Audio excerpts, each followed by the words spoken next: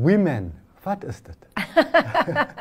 Wel, die women soos wat jy nou daar gesê het, staan ons nou vir die Women in Mining Association, as jy nou direk oordra in Afrikaans in.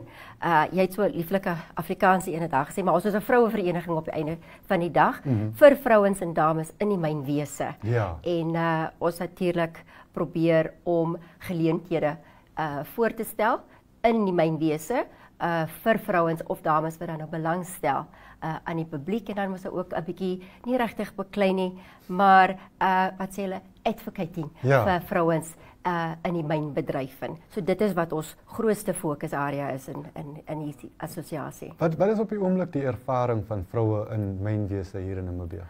Dis dit is so, dit is wyd. Okay. Verstaan jy? Is nie so 'n maklike vraagie om te antwoord in 'n kort sin nie. Ja. Maar elke vrou het sy eie ervaring op die einde van die dag. Daar was nog altyd goeie terugvoer gewees, en dan kry jy mos ook hier en daar so 'n klein ou heuweltjie wat almal mos nou maar het.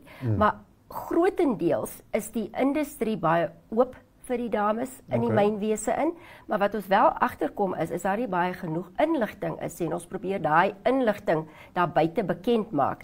En dan wil ons ook, ons grootste ding natuurlik is om mense te vertel, vir al die jonger kinders, die jonger generasie, deur te sê, daar is 'n organisasie en daar is moontlikhede in hierdie mynbedryf wat julle kan betree en groei in julle beroep in, sou dit nodig wees. Wonderlik, wonderlik.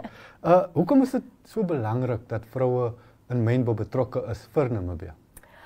Wel, dis as jy kyk na Namibië se gross domestic product op die einde van die dag. Jy weet, ons ekonomie op die einde van die dag is verskriklik groot, en die bydrae wat die mynwese in Namibië gee aan ons ekonomie is ongelooflik groot. En as jy kyk na die besighede wat in Namibië is vir mynboubewese, dan sien jy baie min vrouens wat daarop uit is om geld in te win vir die ekonomie op die einde van die dag. En as daar wel is hulle nie bewus hulle kan die mynbedryf betree en ook 'n volledige besigheid daarby kan hê.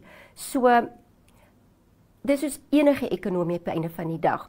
Ons het beide vrouens en ons het beide mans in die ekonomie. En dit sal net goed wees as daar ook vroumense of meer dames in die bedryf in kan wees om 'n lewe te kan maak en ook professioneel te kan groei op die einde van die dag binne die mynwese. Want die geleenthede is ooglopend. Hulle moet net geneem word by die hals en hulle moet dit hulle eie besluite maak. Okay.